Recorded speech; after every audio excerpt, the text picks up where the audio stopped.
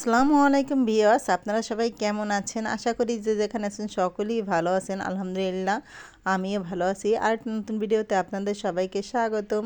এই যে দেখুন, এখানে কিন্তু কিছুটা মিষ্টি কুমড়া ফুল নিয়ে নিয়েছি। আসলে গত কয়েকদিন ধরে মিষ্টি কুমড়া ফুল আনা হয় আর পাকোড়াটা বানানো হয় না, তার জন্য বলতেছি আমি আজকে বানিয়ে ছাড়বো। তারপর ভালো করে পরিষ্কার করে ধুয়ে নিলাম। আর এখানে একটা মিশ্রণ তৈরি করে নিলাম। তার জন্য কিন্তু হাফ কাপ পরিমাণ বেসন নিয়ে নিলাম, হাফ কাপ পরিমাণ চালের গুঁড়ো নিয়ে নিলাম, 1 টেবিল চামচ মরিচের গুঁড়ো নিয়ে নিলাম, 1 টেবিল চামচ গরম মশলার গুঁড়ো নিয়ে নিলাম, আর কিন্তু সামান্য লবণ নিলাম।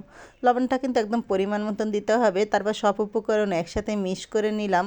এই যে দেখুন, ভালো করে মাখিয়ে নিচ্ছি। এখন কিন্তু অল্প অল্প পানি দিব আর মিশ্রণটাকে রেডি করে ফেলবো। এই যে দেখুন, মিশ্রণটা কিন্তু একদম রেডি হয়ে গেছে।